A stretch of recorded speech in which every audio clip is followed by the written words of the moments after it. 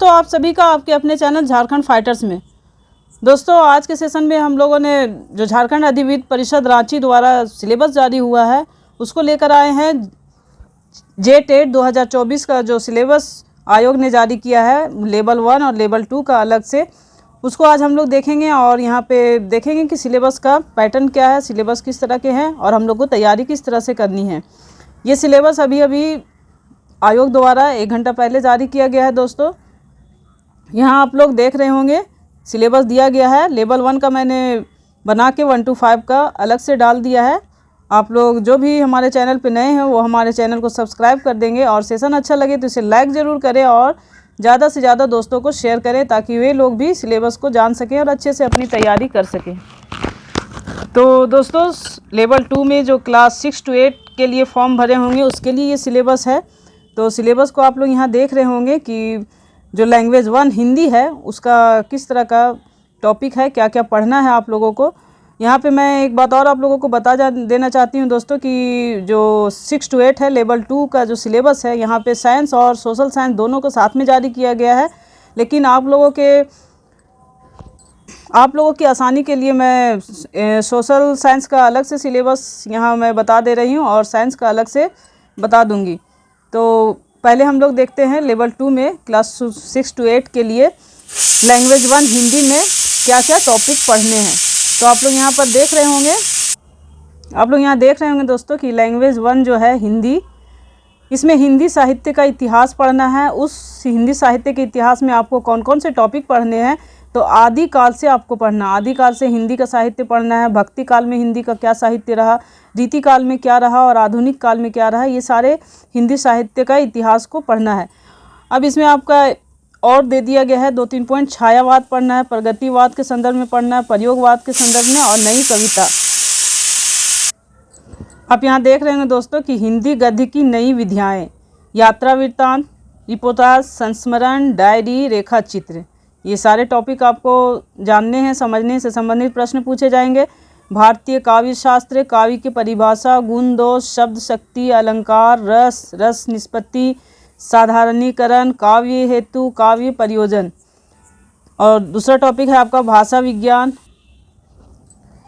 भाषा विज्ञान में आपकी समझ होनी चाहिए भाषा की परिभाषा, विशेषताएं, अर्थ परिवर्तन, कारण और दिशाएं, ध्वनि परिवर्तन, कारण और दिशाएं, हिंदी भाषा का उद्भव और विकास, राजभाषा, राष्ट्रभाषा एवं संपर्क भाषा के रूप में हिंदी का विकास किस रूप में हुआ, राजभाषा के रूप में, राष्ट्रभाषा के रूप में और संपर्क भाषा के रूप में। इस संदर्भ में भी आपको हिंदी के बारे में नॉलेज रखना है।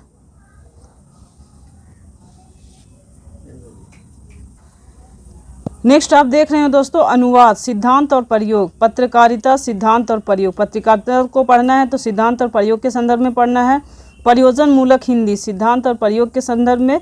व्याकरण में देखिए आपको क्या क्या पढ़ना है, वाक्यों को शुद्ध करना, यानी कि वाक्य गलत दिए रहेंगे वहाँ या फिर पार्ट में दिया रहेगा कि कहाँ गलती है वो चुनना है। लिंग निर्णय करना है, स्त्रीलिंग है या पुल्लिंग, अनेक शब्दों के लिए एक शब्द का पढ़ना है। संक्षेपण भी आपको पढ़ना है, कुछ पैसेज दे दिया जाएगा और उसको बोलेगा 1/3 शब्दों में आप लिखें और इसका एक सुंदर सा शीर्षक भी दें। इससे संबंधित प्रश्न पूछे जाएंगे अथवा पल्लवन पढ़ा आपका टॉपिक रहेगा। नेक्स्ट है आपका इन पुस्तकों अंशों का अध्ययन भी अपेक्षित है। कुरुक्षेत्र, तीसरा सर्ग, गोदान, यहाँ पे आप देख रहे हैं दोस्तों गोदान भी पढ़ना है। आधे अधूरे, मैला आंचल, चंद्रगुप्त, पूस की रात, ये सारे टॉपिक आपको इन पुस्तकों का 1-2 बार आप अध्ययन कर लेंगे तो आराम से कहीं से भी अगर कुछ आपके पैसेज वगैरह भी दिए जाएंगे तो वहाँ से आप उसको क्लियर कर लेंगे। अब लैंग्वेज 1 में इंग्लिश जो है आपका, इंग्लिश जो रहेगा वो उसका जो आपका सिलेबस है टॉपिक वाइज दिया गया है। यहाँ पे आप लोग देखेंगे the age of Chaucer poetry, the age of Shakespeare drama पढ़ना है, द क्लासिकल एज पढ़ना है पोइट्री और नॉवेल, द रोमांटिक एज पढ़ना है पोइट्री और नॉवेल के रूप में, द विक्टोरियन एज पढ़ना है पोइट्री और नॉवेल, द मॉडर्न एज पढ़ना है poetry, drama and novel. English grammar पढ़ना है, उसके ग्रामर में आपको नहीं दिया गया है कौन कौन से टॉपिक पढ़ना है, यहाँ क्लियर नहीं किया गया है। आप देख रहे होंगे कि इंग्लिश का सिलेबस बहुत ज़्यादा नहीं दिया गया है। आपका जो लैंग्वेज पेपर रहेगा उसमें आप लोग चाहे तो हिंदी रखेंगे या उर्दू रखेंगे। इंग्लिश आपका सभी लोगों का कंपलसरी रहेगा, इंग्लिश सभी लोग रखेंगे। तो उसी के अनुसार 15-15 नंबर के आपके इंग्लिश और 15 नंबर का इंग्लिश आएगा। तो यहाँ से आपके 15 नंबर के 15 क्वेश्चन पूछे जाएंगे 15 नंबर के, और 15 नंबर का जो क्वेश्चन रहेगा वो आपका हिंदी या उर्दू से रहेगा। अब जिन लोगों ने उर्दू रखा होगा लैंग्वेज 1 में, उनके लिए एज़ पर syllabus of graduation of state university in Jharkhand, Jharkhand का जो यूनिवर्सिटी है उसके अनुसार ग्रेजुएशन में जो उर्दू का सिलेबस है उसी से यहाँ से प्रश्न पूछे जाएंगे। इसका अलग से कुछ भी सिलेबस नहीं दिया गया है। अब आगे हम लोग ये जो आपका सिलेबस है दोस्तों, ये सोशल साइंस के लिए मैं बता रही हूँ आप लोगों को। तो अब हम लोग चलेंगे सीधे सोशल साइंस में कौन कौन से टॉपिक्स पढ़ने हैं उसको देखेंगे। देखिए, जिन लोगों ने सोशल स्टडीज़ रखा होगा 6 to 8 में लेवल 2 में, उसके लिए क्या क्या पढ़ना है सोशल स्टडी में। सोशल स्टडी में आपको हिस्ट्री, पॉलिटिकल, इकोनॉमिक्स सभी पढ़ना है। तो उसके अनुसार टॉपिक वाइज आपको यहाँ पे दिया गया है कि हिस्ट्री में आपको क्या क्या पढ़ना है। तो सोशल स्टडीज़ वाले के लिए ये सिलेबस है। देखिए, हिस्ट्री जो है, हिस्ट्री में आपको क्या क्या पढ़ना है।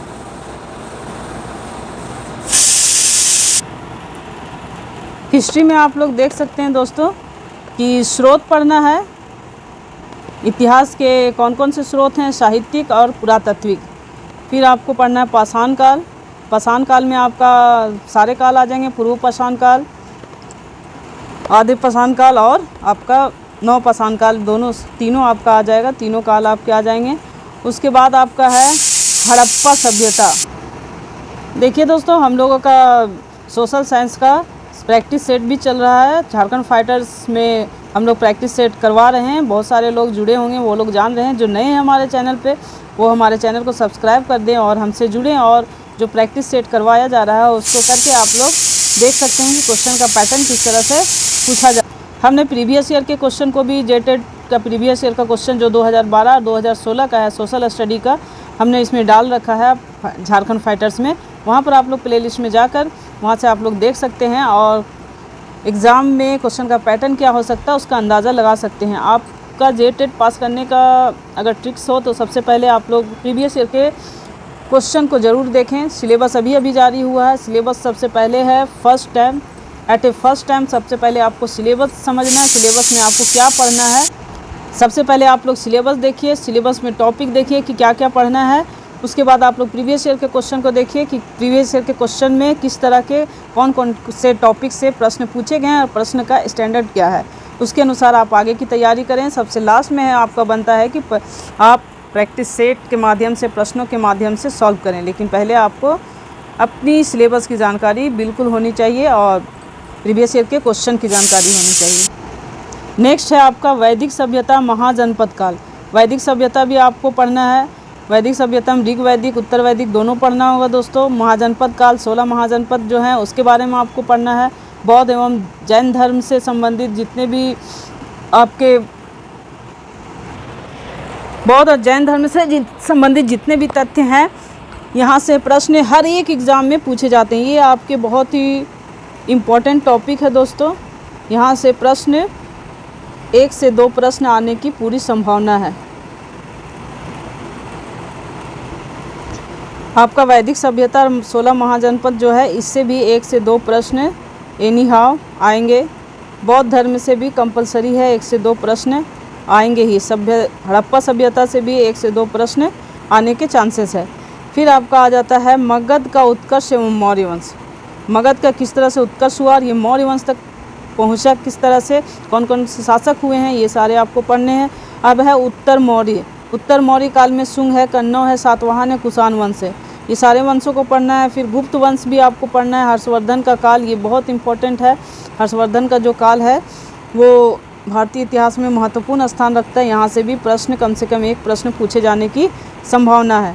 नेक्स्ट है दक्षिण भारतीय राजवंश, चोल, चालुक्य, पांड्य, पल्लव और संगम वंश। संगम वंश से 1 प्रश्न आने की संभावना है। चोल से भी 1 प्रश्न आने की संभावना है। और ये जो चालुक्य और पांड्य और पल्लव वंश है, इससे भी प्रश्न पूछे जाते हैं। ये भी इम्पोर्टेंट टॉपिक है। दूसरा आपका त्रिपक्षीय संघर्ष, पाल, प्रतिहार, राष्ट्रकूट। अगर ये टॉपिक दिया है दोस्तों तो यहाँ से 1 प्रश्न आने के पूरे चांसेस हैं।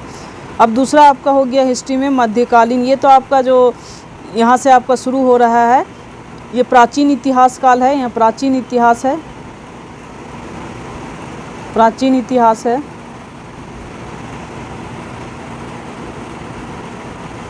नेक्स्ट आपका टॉपिक शुरू हो रहा है मध्यकालीन भारत का इतिहास। मध्यकालीन भारत का इतिहास में भी टॉपिक अच्छा खासा है दोस्तों।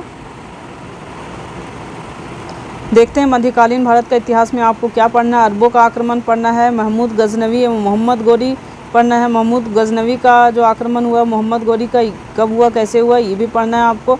दिल्ली सल्तनत में आपका गुलाम वंश आ गया, तो गुलाम वंश भी बड़ा वंश है आपका। यहाँ इल्तुतमिश है, कुतुबुद्दीन ऐबक है, मोहम्मद बिन तुगलक है, ये सारा तुगलक वंश यहाँ बाद में है। तो ये सारे वंशों के बारे में आपको पढ़ना है। उसके बाद यहाँ पे आ गया, यहाँ पे आपका खिलजी वंश आ गया है। अलाउद्दीन खिलजी फेमस है, तो अलाउद्दीन खिलजी को पढ़ लेंगे और उसके सुधारों को पढ़ लेंगे, दक्षिण नीति को पढ़ लेंगे और उसके जितने सुधार हैं, सैन्य सुधार वगैरह, वो सब पढ़ लेना है। तुगलक वंश में आपका मोहम्मद बिन तुगलक जो है, गयासुद्दीन तुगलक, फ़िरोज़ तुगलक, ये तीन फ़िरोज़ तुगलक और मोहम्मद बिन तुगलक से प्रश्न पूछे जाते हैं। यहाँ पे आपको इस टॉपिक में इन दो जो वहाँ के शासक हुए थे उसके बारे में अच्छी जानकारी लेनी है और उसके सुधारों के बारे में पढ़ना है। नेक्स्ट है दोस्तों स्वतंत्र प्रांत, विजयनगर और बहमनी। विजयनगर और बहमनी का स्थापना किन लोगों ने किया, संस्थापक कौन थे और कब हुआ है, ये यहाँ से प्रश्न आते हैं। तो एक प्रश्न यहाँ से आने की संभावना है। तो यहाँ से प्रश्न बहुत अंदर से नहीं पूछे जाएंगे। विजयनगर साम्राज्य की स्थापना कब हुई, बहमनी की कब हुई, इसके संस्थापक कौन थे और फेमस जो शासक थे उससे संबंधित एक दो सुधार के बारे में पूछा जा सकता है। आगे देखते हैं दोस्तों। मैं फिर से कह रही हूँ कि हमारा प्रैक्टिस सेट चल रहा है, जेटेट की तैयारी चल रही है। सोशल स्टडीज़ 6 to 8 के लिए 1 to 5 का भी प्रैक्टिस सेट चलवा रहे हैं। अगर आप लोगों को किन्हीं को टॉपिक वाइज पढ़ना है तो आप लोग कमेंट बॉक्स में कह सकते हैं, तो मैं एक दिन में 2-3 टॉपिक शॉर्ट वे में पढ़ा दूंगी, समझा दूंगी। उससे संबंधित कुछ प्रमुख प्रश्नों को हम लोग देख लेंगे और उसके प्रश्नों के माध्यम से बेस को समझने की और क्लियर करने की कोशिश करेंगे। नेक्स्ट है दोस्तों भक्ति एवं सूफ़ी आंदोलन। तो भक्ति और सूफ़ी आंदोलन में यहाँ से कबीर, भक्ति आंदोलन में आपका कबीर है, सूरदास है, ये सारे जो आते हैं तो उन लोगों को पढ़ना ज़्यादा बेहतर होगा। सूफ़ी आंदोलन में चिश्तिया आंदोलन जो है उसको पढ़ लेना ज़्यादा आपके लिए बेनिफिट होगा, वहाँ से प्रश्न पूछे जाते हैं।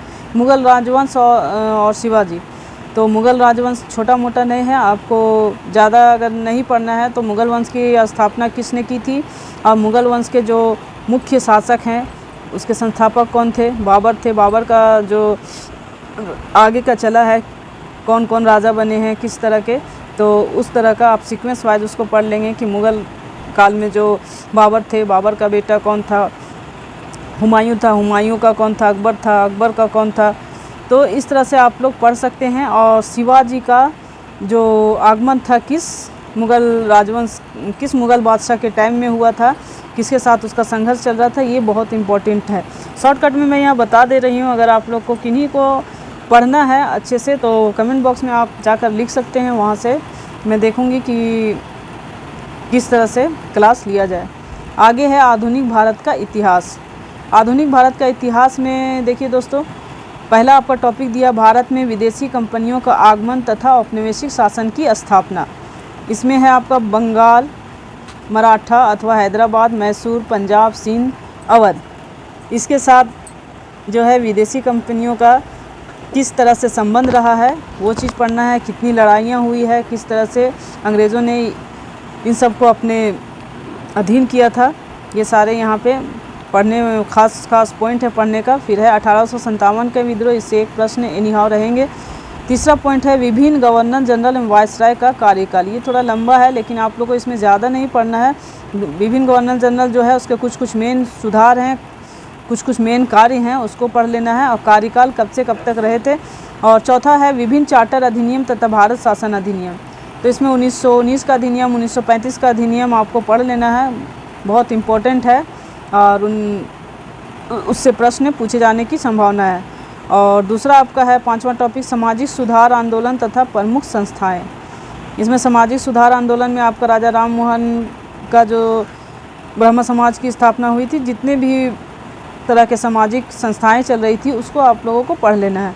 कांग्रेस की स्थापना तथा नरम दल एवं गरम दल में जो विभाजन हुआ किस तरह से हुआ है। कांग्रेस की स्थापना जो आपका 1885 ईस्वी में हुई है, उसके संदर्भ में आपको मेन पढ़ना है कि उस समय अध्यक्ष कौन थे, कितने लोगों ने भाग लिया था, कहाँ पे इसका सभाएं हुई थी, कितनी सभाएं हो चुकी हैं कांग्रेस की, और कांग्रेस नरम और गरम दल में कब बटा था, 1907 में बटा था दोस्तों। तो उसका नरम और गरम दल में बंटने का कारण क्या था, यही सब कुछ मेन पॉइंट है। और कांग्रेस की स्थापना में आप लोग ज़्यादातर प्रश्न पूछे जाते हैं कि गांधी जी ने कहाँ की अध्यक्षता की थी, किस जगह में की थी, कब की थी, फिर महिला अध्यक्ष कौन थी, ये सब कुछ प्रमुख प्रश्न हैं जो बार बार पूछे जाते हैं। तो कांग्रेस की स्थापना से एक प्रश्न एनी हाउ रहेंगे। उसके बाद है होम रूल आंदोलन, गांधी युग, असहयोग आंदोलन, सवर्णीय आंदोलन, भारत छोड़ो आंदोलन। ये जितने भी गांधी जी से जुड़े हुए आंदोलन हैं, यहाँ से आपके 1 से 2 प्रश्न एकदम कंपलसरी है, आएंगे ही, इम्पोर्टेंट है आपके लिए, इसको अच्छे से पढ़ लेना है। ज़्यादातर गांधी युग, जितने भी गांधी जी द्वारा आंदोलन छेड़े गए हैं सभी लोग उससे फैमिलियर होंगे जो हिस्ट्री पढ़े होंगे। भारत में क्रांतिकारी आंदोलन, अब यहाँ से आता है क्रांतिकारी आंदोलन। इसमें मेन भूमिका आपकी भगत सिंह की होगी, राजगुरु की होगी, तो उससे संबंधित जितने भी लोग हैं क्रांतिकारी में, तो यहाँ से कुछ प्रश्न पूछे जा सकते हैं। नेक्स्ट है सांप्रदायिकता का विकास। आधुनिक काल में सांप्रदायिकता का विकास किस तरह से हुआ था, यहाँ से भी आपको प्रश्न दे सकता है, आपका यहाँ पे दिया गया है टॉपिक, तो पढ़ना ज़रूरी है। फिर आपका नेक्स्ट है 1940 के उपरांत संवैधानिक संकट तथा आज़ादी की प्राप्ति। संवैधानिक संकट किस तरह से पैदा हुआ और आज़ादी की प्राप्ति में कितने संघर्ष करने पड़े, किस तरह से भारत का विभाजन हुआ, तो ये चीज़ यहाँ पे आपको पढ़ना है।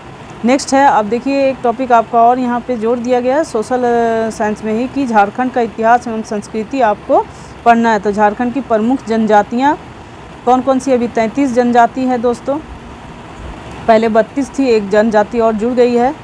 तो प्रमुख जनजातियों के बारे में शॉर्टकट पढ़ना है कि कौन सी जनजाति का प्रमुख नृत्य क्या है, त्यौहार क्या है, ये किस क्षेत्र में पाए जाते हैं, इससे ज़्यादा यहाँ कुछ नहीं पढ़ना है। जनजातियों की प्रमुख संस्थाएं एवं पर्व त्यौहार एवं परंपराएं, ये बहुत इंपॉर्टेंट है, यहाँ से 2 प्रश्न आपके आने वाले हैं। झारखंड के प्रमुख जनजातीय विद्रोह, यहाँ से भी आपके 2 प्रश्न एनी हाउ आ सकते हैं, 1 से 2 नहीं तो 1 प्रश्न जरूर आएंगे। ताना भगत आंदोलन जो है वो, ये जो आंदोलन है गांधी जी से जुड़े हुए हैं और ये सत्याग्रह का आंदोलन है, अहिंसक आंदोलन है, तो ये यहाँ से भी प्रश्न पूछे जाते हैं। बिरसा मुंडा उलगुलान, यहाँ से भी 1 प्रश्न पूछे जाएंगे, बिरसा मुंडा के जीवन से संबंधित, उसके संघर्ष से संबंधित प्रश्न यहाँ से रहेंगे। नेक्स्ट है दोस्तों ताना भगत विद्रोह और ताना भगत आंदोलन, 2 अलग अलग आपका टॉपिक दिया गया है, दोनों को आप लोग देख लेंगे। झारखंड में 1857 का विद्रोह, 1857 का जब विद्रोह हुआ तो झारखंड की क्या भूमिका थी, किस किस क्षेत्र में 1857 का विद्रोह भड़का था, उसके संदर्भ में आपको पढ़ना है। और यहाँ से प्रश्न ऐसे पूछे जाते हैं कि 1857 का विद्रोह झारखंड में किस जिला में सबसे पहले भड़का था, कहाँ से शुरुआत हुई थी, इस तरह के कुछ प्रश्न यहाँ पूछे जा सकते हैं। झारखंड में स्वतंत्रता आंदोलन, झारखंड में स्वतंत्रता आंदोलन में क्रांतिकारी या स्वतंत्रता सेनानी की क्या भूमिका थी, उस संदर्भ में आपको पढ़ना है। झारखंड आंदोलन पृथक राज्य का निर्माण।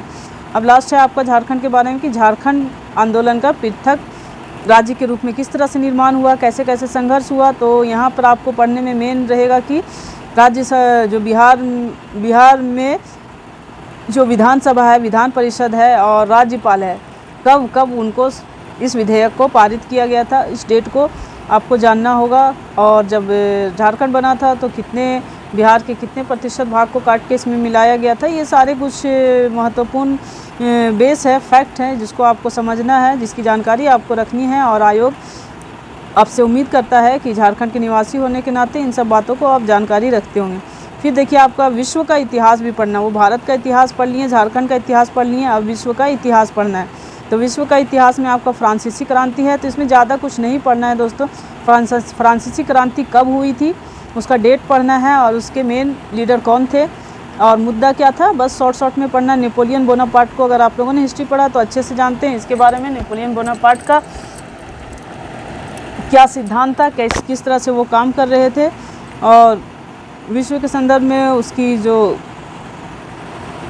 सोच थी वो क्या थी। और उसके बाद है आपका मेटरनिक युग। मेटरनिक युग भी आपको पढ़ना है। विश्व इतिहास में चौथा पॉइंट आपको पढ़ना है, जर्मनी एवं इटली का एकीकरण किस तरह से हुआ। फिर है प्रथम विश्व युद्ध, पेरिस की संधि और राष्ट्रसंघ का निर्माण किस तरह से हुआ था। प्रथम विश्व युद्ध जब समाप्त हुआ तो पेरिस की संधि हुई और राष्ट्रसंघ का निर्माण हुआ। प्रथम विश्व युद्ध दोस्तों 1914 में हुआ था और 1939 में समाप्त हुआ था। उसके बाद पेरिस की संधि हुई और राष्ट्रसंघ का निर्माण हुआ। द्वितीय विश्व युद्ध भी पढ़ना है और संयुक्त राष्ट्र संघ किस तरह से, जब राष्ट्रसंघ फेल हो गया तो संयुक्त राष्ट्र संघ का गठन किया गया था, जो जिसके बारे में आपको जानकारी रखनी है। अब आपका है ज्योग्राफी में क्या पढ़ना है वो देख लीजिए। देखिए दोस्तों, सिलेबस तो बहुत वास्ट दिया गया, बहुत लॉन्ग है। हर एक टॉपिक को क्लियर करने में समय बहुत ज़्यादा लगने वाला है। आपका यहाँ ज्योग्राफी देख रहे हैं, अभी हमने बस हिस्ट्री का देखा है, जिसमें आपका मॉडर्न हिस्ट्री है, एंशिएंट हिस्ट्री है, फिर आपका मॉडर्न हिस्ट्री है और मेडाइवल भी है। उसके बाद आपका झारखंड का है, फिर वर्ल्ड हिस्ट्री है। बहुत सारे आपको इसमें टॉपिक दिए गए हैं। अब ज्योग्राफी में आप देखिए, ज्योग्राफी में आपका क्या क्या है। फिजिकल ज्योग्राफी है, अर्थक्वेक एंड वॉल्केन्स है, लैंड फॉर्म्स है, फाउंड बाय रिवर्स है, ग्लेशियर्स है, विंड्स है, एरोजन्स है, वेदरिंग है, एटमॉस्फेरिक है, कंपोजिशन है, स्ट्रक्चर है, आइसोलेशन है, टेम्परेचर है, विंड्स है। उसके बाद आपका टॉपिक दिया है geography of India and Jharkhand, यानी कि आपको भूगोल का, जो भारत का भूगोल भी पढ़ना है, झारखंड का भी पढ़ना है। अब इसमें पढ़ना है आपको physiography, climate, drain, soil, agriculture, minerals. उसके बाद है cartographic techniques, scale, isolines, map reading. Map reading से भी बहुत प्रश्न पूछे जाते हैं, यहाँ से प्रश्न पूछे जाने की पूरी संभावना है 1 से 2। नेक्स्ट आप देखेंगे पॉलिटिकल साइंस। पॉलिटिकल साइंस में पॉलिटिकल थ्योरी आपका दिया गया है, nature and signification of political theory, liberty and equality, justice and right. उसके बाद है सेकुलरिज्म, सॉवरेनिटी, मॉन्सिम और pluralism, democracy, types, methods of participation and representation. उसके बाद है फेडरलिज्म। अब इंडियन गवर्नमेंट एंड पॉलिटिक्स पढ़ना है आपको। ये तो अभी आपने थ्योरी को देखा है, थ्योरी के अंतर्गत 7 टॉपिक हैं आपके।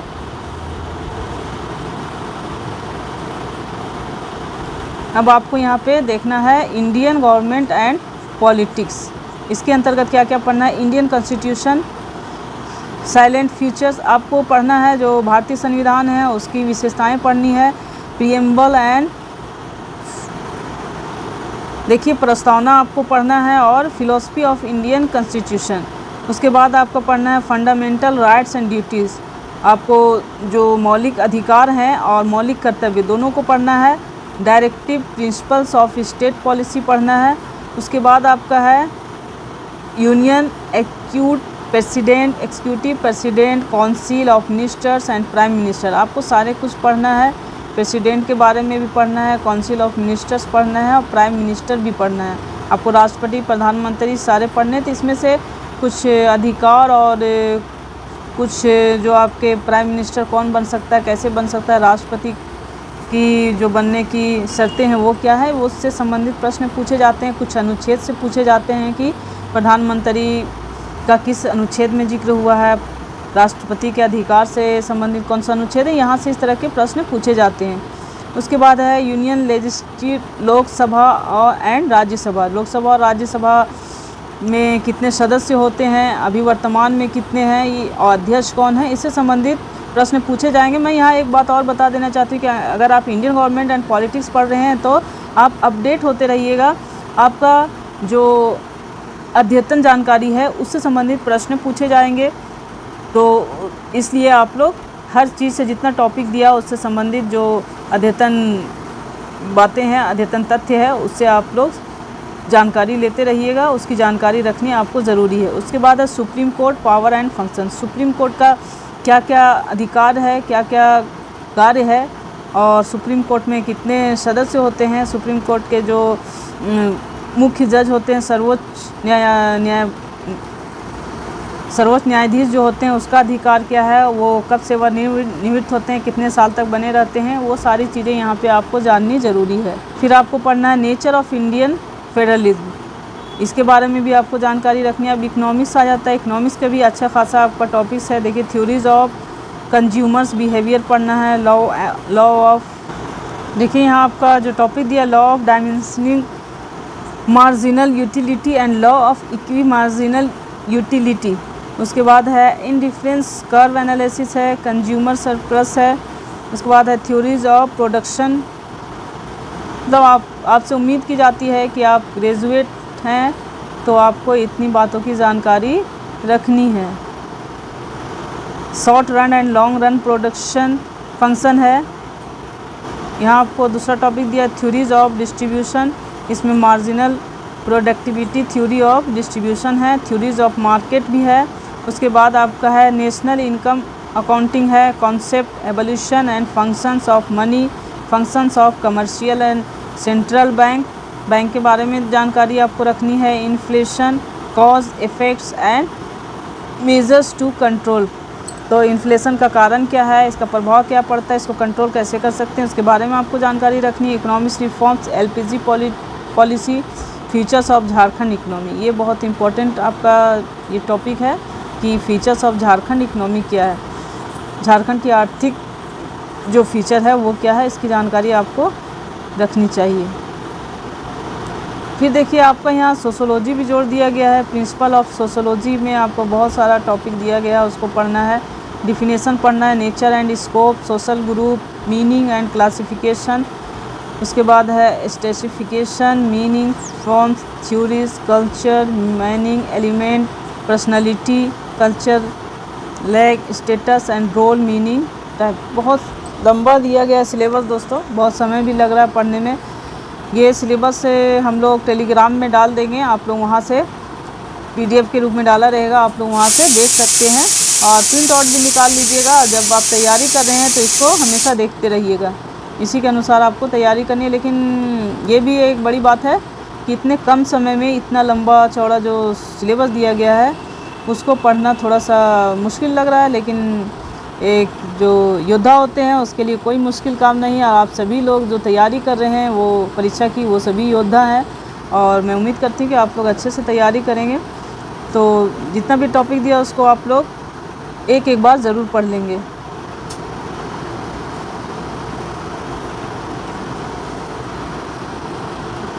दूसरा टॉपिक आपका दिया है classical sociological thinkers. Sociological thinkers के बारे में पढ़ना है। तो देखिए अगस्टस कम्ट है, हर्बर्ट स्पेनर है, इमानुएल डर्खेम है, कार्ल मार्क्स है, मैक्स है, वेबर है। मॉडर्न इंडियन सोशल थॉट्स के बारे में भी आपको पढ़ना है। सोसाइटी इन इंडिया पढ़ना है। Social problems in contemporary India पढ़ना है। Sociology of development and change पढ़ना है। इसके अंतर्गत बहुत सारे आपके टॉपिक दिए हैं, उस टॉपिक को आप लोग देख लीजिएगा अच्छे से।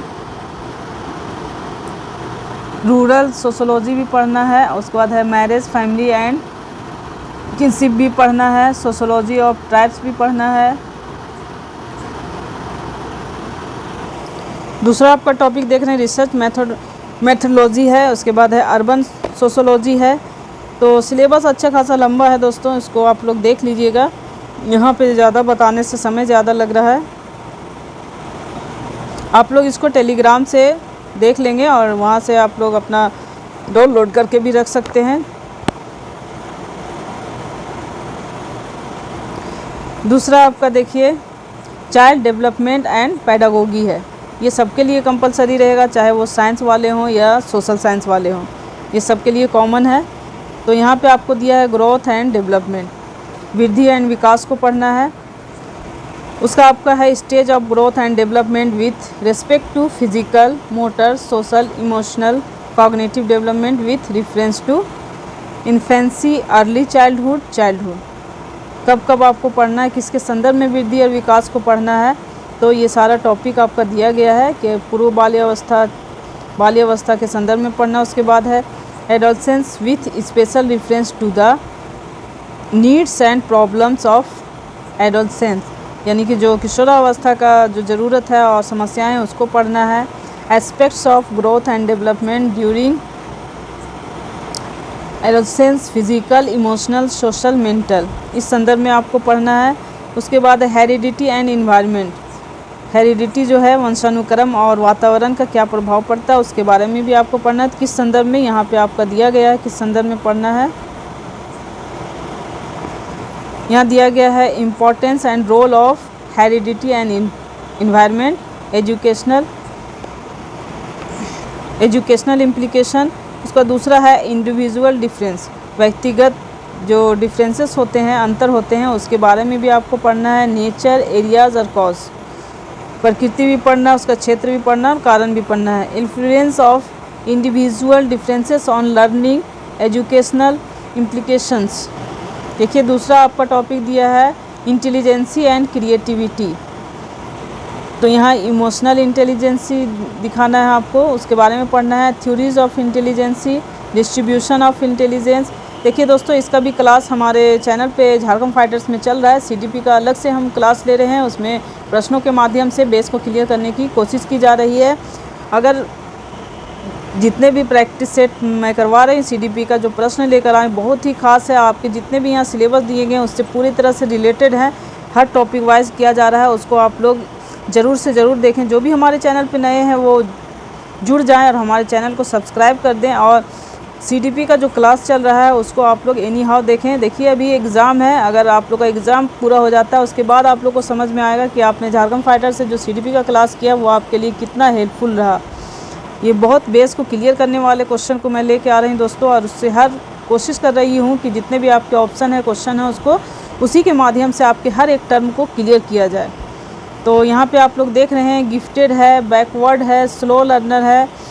जो बहुत बुद्धिमान बच्चे होते हैं, जो थोड़ा सा पिछड़े हुए होते हैं, थोड़ा धीरे अधिगम करते हैं, धीरे से सीखते हैं, थोड़ा उसकी जो गति रहती है, मंद लर्नर रहते हैं, मंद गति से सीखने वाले रहते हैं, मेंटली चैलेंज रहते हैं, जो मंद बुद्धि टाइप के बच्चे रहते हैं। Process of creativity, role of teachers in enhancing creativity. अब है पर्सनालिटी के बारे में आपको जानना है। नेचर है, फैक्टर्स है, टाइप है, थ्योरीज है। लर्निंग एंड टीचिंग पढ़ना है आपको, तो लर्निंग एंड टीचिंग में जो है अधिगम और शिक्षण में थ्योरीज ऑफ लर्निंग, इसका अलग से आ गया आपका। शिक्षण का जो सिद्धांत है वो पढ़ना है। मोटिवेशन पढ़ना है आपका। आप यहाँ देख रहे होंगे कि technique of motivate children in classroom, कैसे आप बच्चे को मोटिवेट करेंगे, कौन सी तकनीक अपनाएंगे, वो पढ़ना है मैंने क्लासरूम में। फिर है आपका गाइडेंस एंड काउंसलिंग बच्चों को किस तरह से करना है। Role of the teacher and school in guidance and counselling, बच्चे के काउंसलिंग में एक टीचर का क्या रोल होगा स्कूल में, उसके बारे में पढ़ना है। अब आपका है जनरल स्टडीज़ का भी एक पेपर है आपका, सामान्य अध्ययन से संबंधित प्रश्न होंगे। तो सामान्य अध्ययन में आपके सारे प्रश्न आ जाते हैं, जैसे सभी सब्जेक्ट के प्रश्न आ सकते हैं, जैसे हिस्ट्री है, ज्योग्राफी है, आपका पॉलिटिकल है, बायो है, आपका केमिस्ट्री है, फिजिक्स है, आपका झारखंड से संबंधित है, करंट अफेयर है। बहुत सारे क्वेश्चन इसमें समाहित हो सकते हैं। तो ये थोड़ा बड़ा सेक्शन है आपका, लेकिन यहाँ पे कुछ भी टॉपिक क्लियर नहीं किया गया है दोस्तों। यहाँ पे सिर्फ सामान्य अध्ययन दे दिया गया है। तो मैं इसलिए बता देती हूँ कि यहाँ किस किस क्षेत्र से यहाँ प्रश्न पूछे जाने की संभावना है जनरल स्टडीज, क्योंकि जो और भी अदर एग्ज़ाम होते हैं जनरल स्टडीज़ में इसी तरह के प्रश्न इन्हीं सब्जेक्ट से लिए जाते हैं, इसलिए मैंने यहाँ बताया है कि ये सब्जेक्ट आपको पढ़ने हैं। नेक्स्ट आपका लैंग्वेज सब्जेक्ट होगा, एक और लैंग्वेज सब्जेक्ट होगा जो चूजेबल होगा। आप लोगों ने फॉर्म फिलअप किया होगा तो यहाँ पे आपने चूज़ किया होगा, जिसमें आपकी क्षेत्रीय भाषा भी समाहित है। तो यहाँ पे बहुत सारे लोगों ने खोटा को रखा है, खोटा यहाँ मेन हो जा रहा है। सब अपने अपनी समझ और अपनी चॉइस के अनुसार रखने हैं कि किस में कौन कंफर्टेबल हैं। जो एसटी लोग हैं उन लोग अपना क्षेत्रीय भाषा रखते ही हैं, मुंडारी रखते हैं, हो, खड़िया, कुड़ुक, जिसमें वो कंफर्टेबल हैं, जो इसकी जानकारी उसमें रखते हैं। और यहाँ के यहाँ के क्षेत्रीय लोग हैं वो खोटा ज़्यादातर रखे हैं। कुछ लोग नागपुरी भी रख रहे हैं, उड़िया भी रख रहे हैं, हिंदी, अंग्रेजी, उर्दू तो अपनी है ही पसंद की। तो जो लोग जैसा भी रखे हों, तो खोटा का जो रखे हों उसका क्लास यहाँ पे झारखंड फाइटर में चल रहा है दोस्तों। झारखंड फाइटर से आप लोग जुड़कर यहाँ पर क्लास आप लोग कर सकते हैं। क्वेश्चन के माध्यम से, सेट के माध्यम से आपको खोटा को पढ़ाया जाएगा। तो यहाँ भी देखिए आपका खोटा वगैरह का सिलेबस को क्लियर नहीं किया गया है। सिलेबस जो है वो कुछ सब्जेक्ट का क्लियर किया गया है, कुछ सब्जेक्ट का यहाँ सिलेबस दिया ही नहीं गया है। तो जो पहले का सिलेबस है उसी के अनुसार तैयारी करनी है, वही टॉपिक्स को आपको पढ़ना है। तो देखिए दोस्तों, अभी तक हम लोगों ने सिलेबस को देखा, सोशल साइंस से संबंधित सिलेबस की जानकारी हमने आप लोगों को दी है, और जितना कोशिश हो सका हमने उसे एनालिसिस भी किया है। टॉपिक को मैंने डील किया है, किस तरह के प्रश्न आएंगे, कैसे आएंगे, कहाँ से आएंगे, और अगर आप लोगों को हमसे जुड़कर तैयारी करनी है झारखंड फाइटर से तो कमेंट बॉक्स में ज़रूर जाकर कहें। मैं सोशल साइंस की तैयारी आप लोगों को अच्छे से करवा दूंगी, सीडीपी का करवा सकती हूँ आराम से, और खोटा का। तो अगर इंटरेस्टेड हैं तो आप लोग वहाँ कमेंट बॉक्स में जाके कह सकते हैं। टॉपिक वाइज तैयारी आप लोगों की कराई जाएगी, प्रश्नों को भी सॉल्व कराया जाएगा। तो हमारे चैनल पे जो भी नए और अभी तक आपने सब्सक्राइब नहीं किया हमारे चैनल को तो सब्सक्राइब कर दें, और सेशन अच्छा लगा हो तो इसे ज़रूर से ज़रूर लाइक करें दोस्तों, क्योंकि बहुत मेहनत लगती है आप लोगों तक ये जो सूचनाएं हैं पहुंचाने में। तो लाइक ज़रूर बनता है, और ज़्यादा से ज़्यादा दोस्तों में भी शेयर करें और हमारे साथ जुड़े रहें, बने रहें, और अपना जो झारखंड टेट का टारगेट है उसे पूरा करें। सभी के लिए ऑल द बेस्ट। हम लोग फिर मिलेंगे अगले सेशन में, तब तक के लिए धन्यवाद।